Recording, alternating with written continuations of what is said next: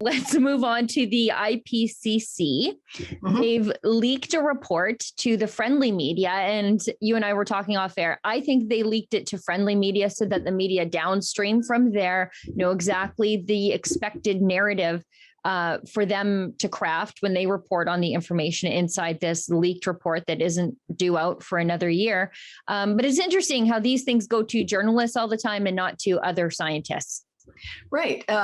It was actually the French Association des Climato-Realistes who first issued a press statement, very upset that this report had been leaked to the press and not provided so that others could see it. And people might be wondering, well, what does it matter if it's going to come out in a year? What's the big rush? Why is this a problem?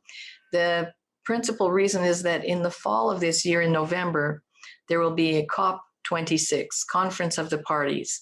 So this is all the people who signed up to the United Nations Framework Convention on Climate Change back in the 1990s. This is the 26th time that they've met. Emissions have been going up every year ever since, even though every year they promise they're going to cut them by a dramatic amount. So this is like a run-up to COP. By claiming that the climate community is saying there's a catastrophe coming, so that will help the COP negotiators push their rule book into place. Now, up till now, the Paris Agreement that Catherine McKenna signed, and she didn't even know what a COP was at the time, the Paris Agreement has been voluntary.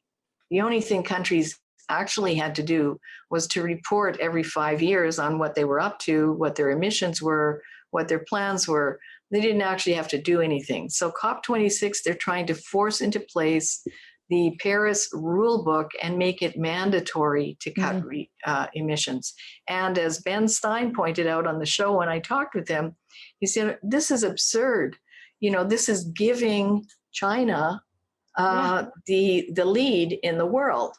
This is taking away our ability to be independent sovereign nations. And that's what they're going to try and do at COP26 in November. And that's why the leak of this report was so critical, because now the media, as you say, can, hype the catastrophe scenario, but no other scientist can look at this report and say, well, actually, they say that might happen on page 12, but on page 55, they say based on 100 years of evidence, it won't happen. Yeah. So it's terrible that, it wasn't, why didn't they give it to a scientific body like the Association for the Advancement of Sciences in the States, or to some science journal, and have a number of other qualified experts review it and issue their commentaries as well? Why the media?